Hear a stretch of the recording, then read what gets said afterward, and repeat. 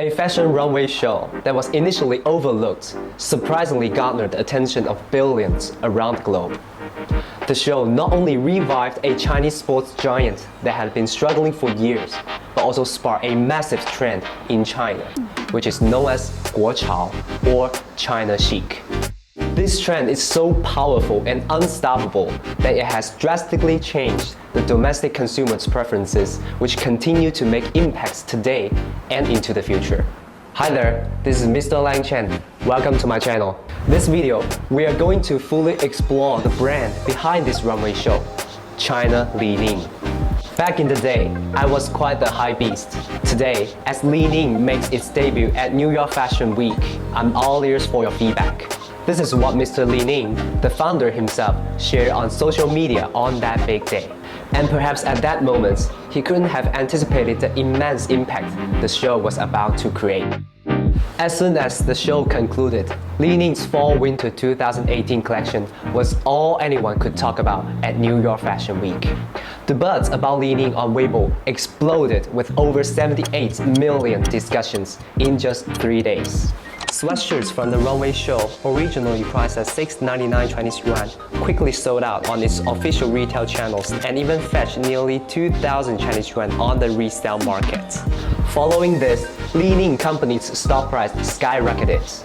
In merely 1 month, the company's market value surged to 2.7 billion Hong Kong dollar, reversing the group's annual loss of billions. Fashion infused with Chinese elements caught fire back home all of a sudden.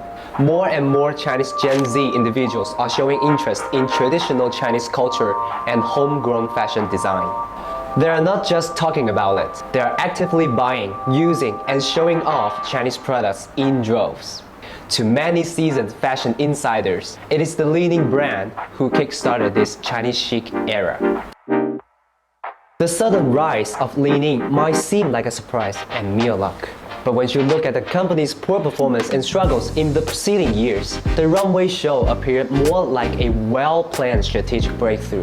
And the mastermind behind the brand's rejuvenation towards youth consumers is none other than the company's founder, Mr. Li-Ning, who is also known as the Little Prince of Gymnastics. Li-Ning was born in 1963 in Guangxi province and embarked on his gymnastic journey at the young age of 7. His remarkable talent was evident early on, and by the time he was 17, he had become a member of the national gymnastic team.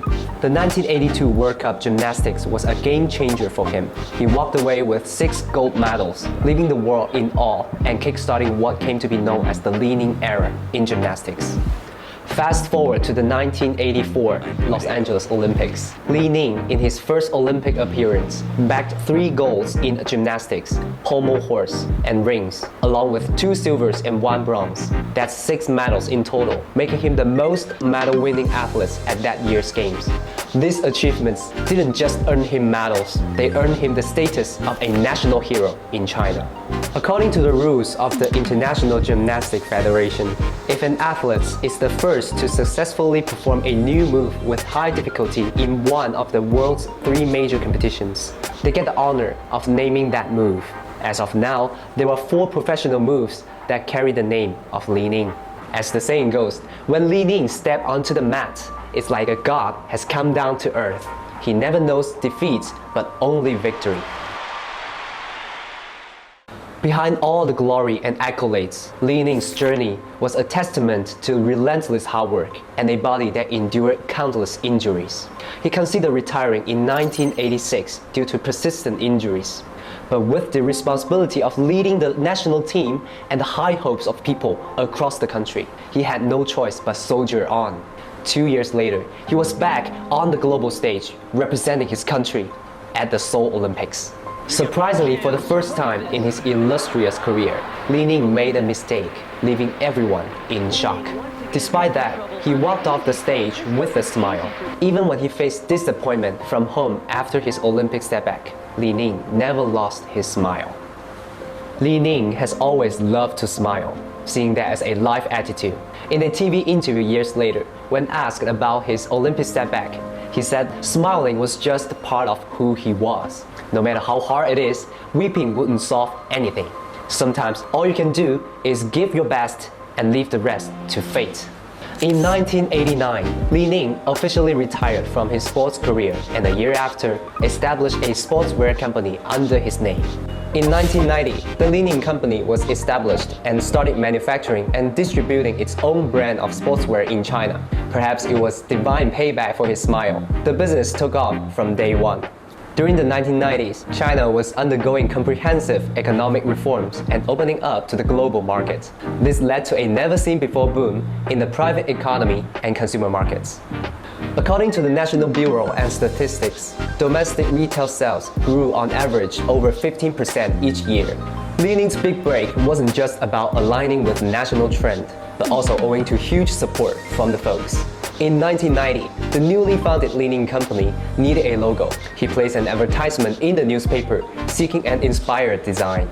To his surprise, he received an overwhelming response of 20,000 submissions from a diverse group of contributors, including factory workers, teachers, students, and soldiers, ages ranging from over 70 to as young as 6 or 7.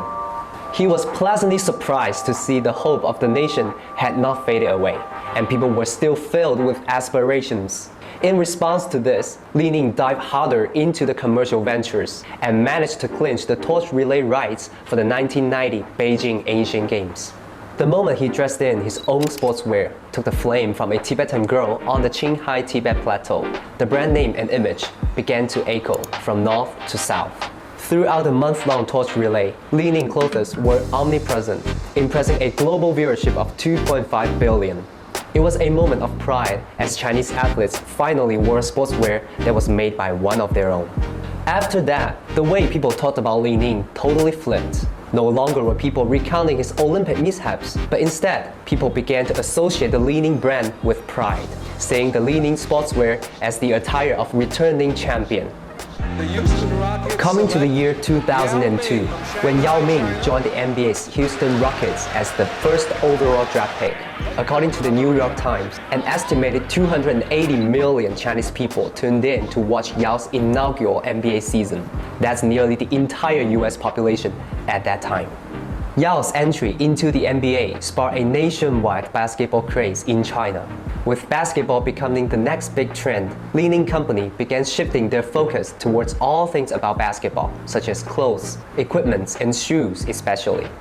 This move forged a strong association between the brand and basketball in people's minds. In 2005, Li-Ning signed a deal with the NBA, formally becoming their official partner. And so far, Li-Ning has collaborated with high-profile stars in basketball like Dwayne Wade, Shaquille O'Neal, Jimmy Butler, and CJ McCollum.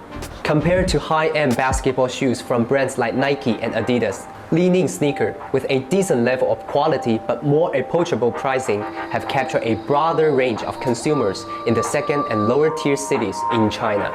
Starting from 2003, Li-Ning rapidly expanded its franchise store through a wholesale model, and by the end of 2009, it reached a number of more than 7,000 stores. Throughout this time, Li-Ning was the unchallenged leader among domestic brands.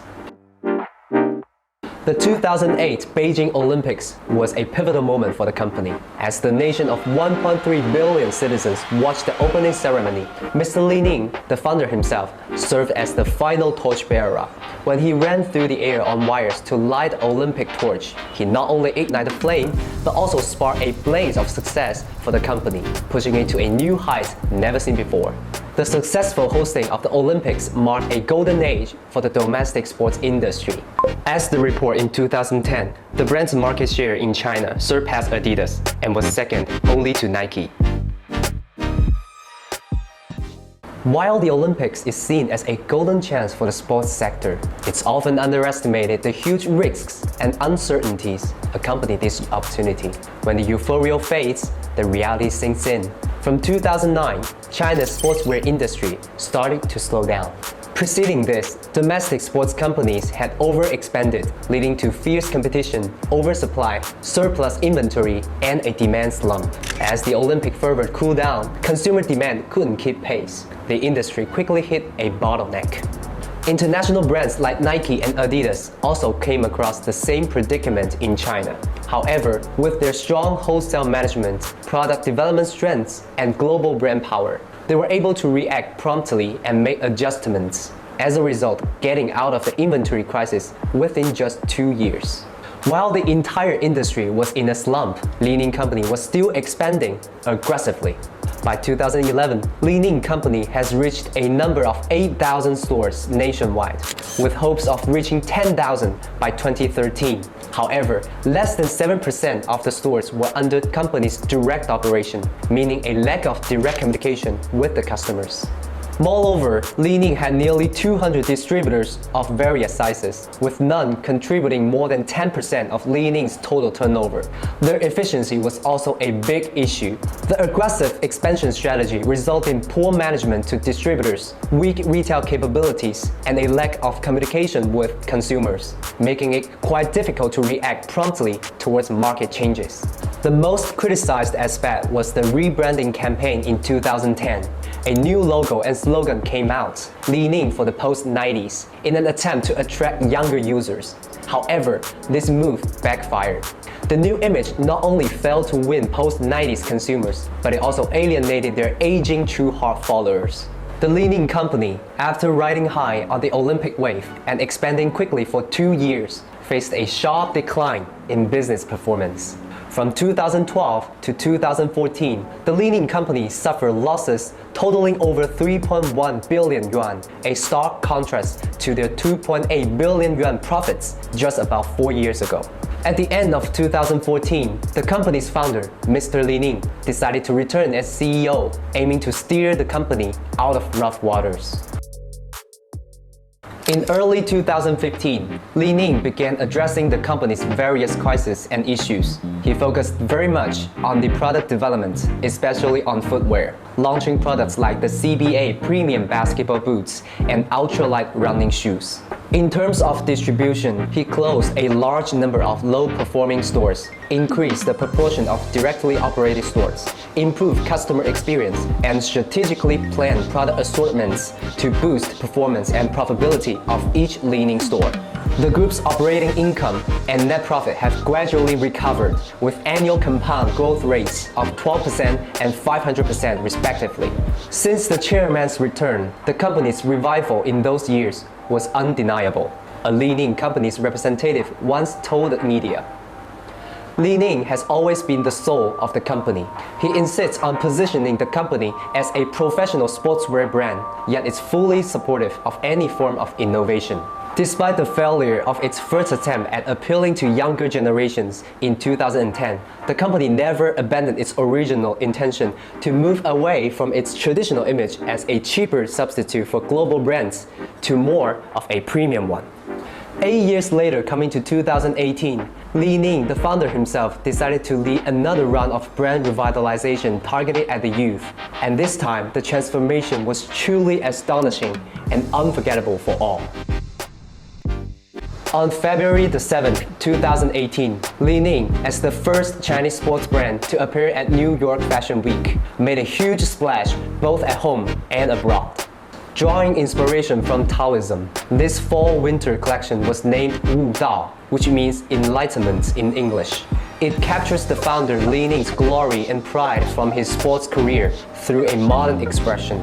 The brand's approach to streetwear incorporates an Asian perspective, merging Western silhouettes with traditional Chinese details. Innovative fabrics are trimmed with classic embroideries in signature Chinese colors, red, yellow, and gold. The photo of Li-Ning's iconic moves are printed on the apparels, and large Chinese characters of the brand name are stamped on the chest in the style of a traditional Chinese style.